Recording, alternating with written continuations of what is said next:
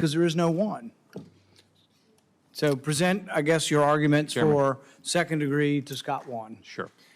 So as we know, we're doing this because we've watched people that it sure appears that they have somehow figured out how to make a lot of money off their job up here in Congress. So my amendment is to get a review of all the trading by Nancy Pelosi and her husband for the last 25 years. I think it's critical to get to the root of why this bill was proposed and get transparency for the American people. I think, I agree that we've got to figure out, why people don't trust. And I think Speaker Pelosi is the prime example. So this amendment calls for an Inspector General to issue a GAO report on the Pelosi trading for the last 25 years with a report back to the committee within 180 days. I urge my colleagues to support my amendment. I have a clarification question. This is the report on Nancy Pelosi. Does it include other members of Congress? No. Or this is just a report Speaker Pelosi and her husband. on her husband. We sent copies around earlier. I just wanted to be clear. By computer.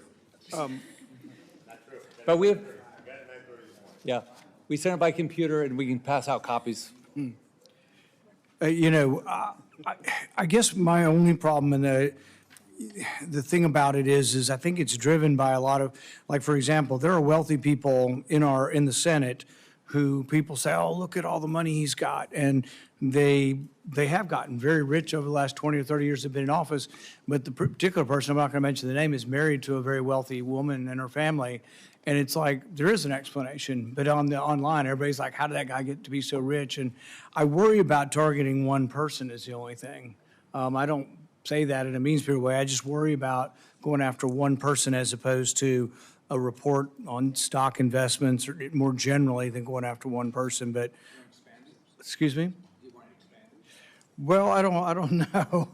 I worry about going after people just looking around at everybody's stock trades and trying to make accusations. The Ethics Committee kind of does this already, and I assume the Ethics Committee does it. I hate to put you on the spot, Jim, but what do you think about it from the ethics perspective?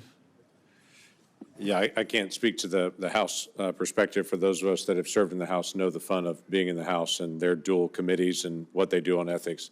Senate ethics is exceptionally thorough. We've had multiple members, and some have been discussed even a little bit today, that have ethical problems, and they're no longer in the Senate as a result of that. So there are consequences, and there is follow-through. And as Senator Johnson has mentioned, every single stock transaction of $1,000 or more buying or selling is made public already right now and is tracked in public and is tracked by ethics.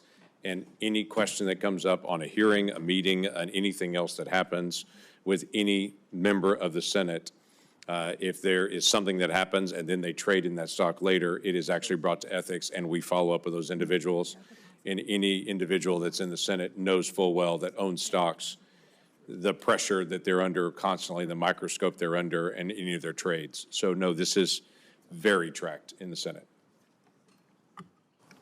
Mr. Chairman, I just have a question, Rick. So does this, the second degree, does this replace the entire bill with the study?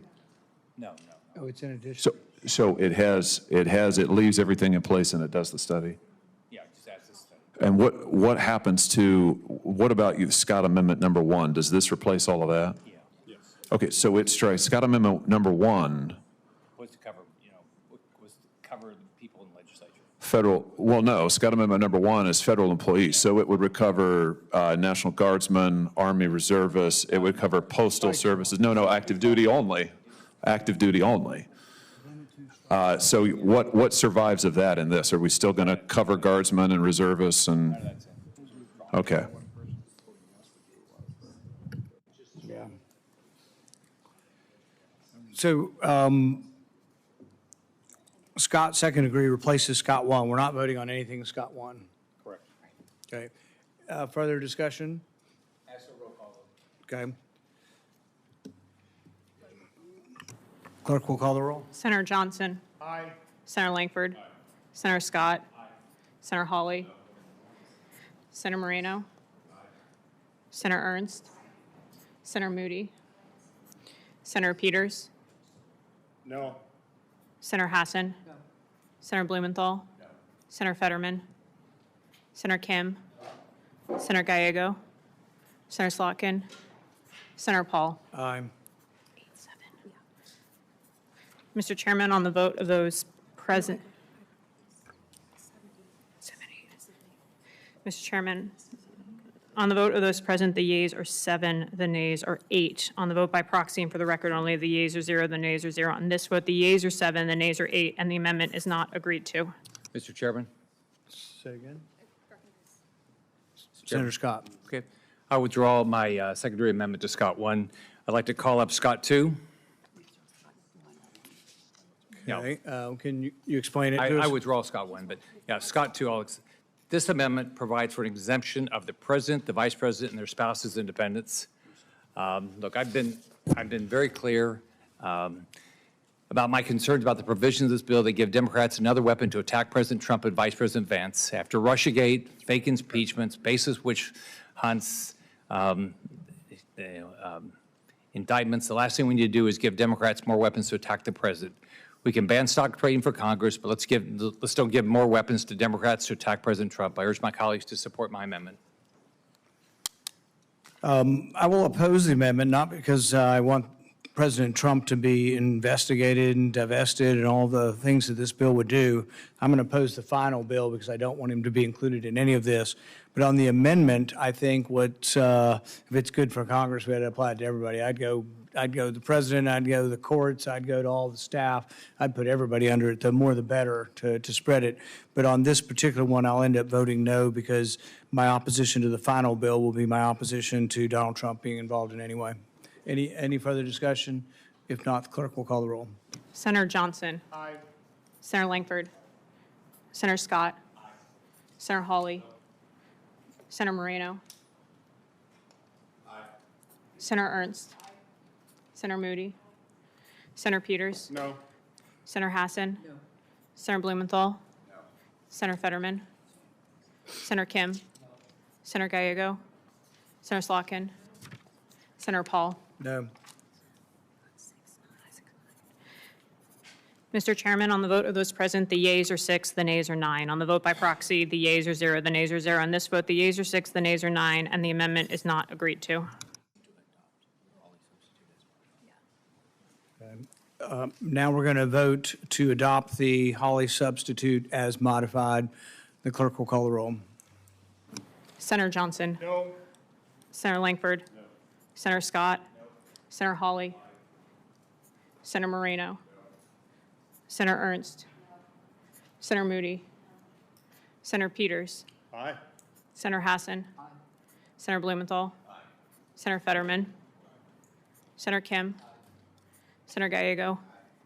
Senator Slotkin. Senator Paul. No. Mr. Chairman, on the vote of those present, the yeas are 8, the nays are 7. On the vote by proxy, the yeas are 0, the nays are 0. On this vote, the yeas are 8, the nays are 7, and the amendment is agreed to.